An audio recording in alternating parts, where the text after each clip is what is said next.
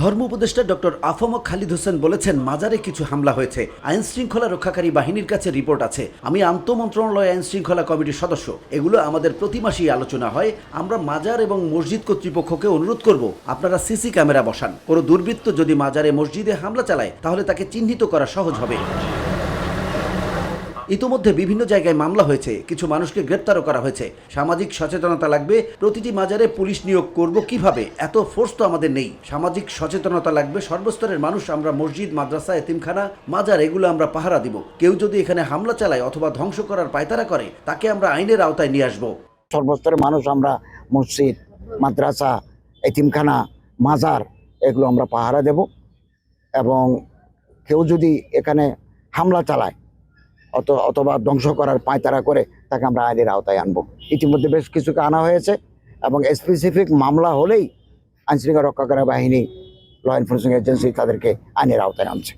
রোববার 11:30টার দিকে কিশোরগঞ্জের ঐতিহাসিক পাগলা মসজিদ পরিদর্শন শেষে সাংবাদিকদের প্রশ্নের জবাবে এসব কথা বলেন ধর্ম উপদেষ্টা। এর আগে সকাল 9টায় সদর উপজেলার মারিয়া ইউনিয়নের মোল্লাপাড়া এলাকায় জেলা মডেল মসজিদ ও ইসলামিক সাংস্কৃতিক কেন্দ্র পরিদর্শন করেন তিনি।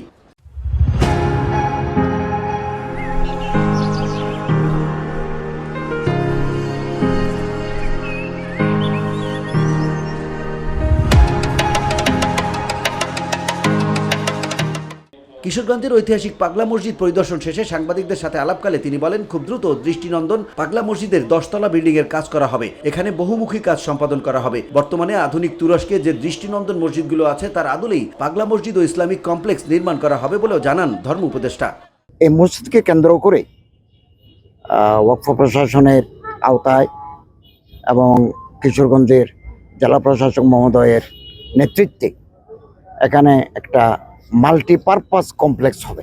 10তলা বিশিষ্ট একটা ভবন হবে। এখানে বহুমুখী কাজ সম্পন্ন করা হবে।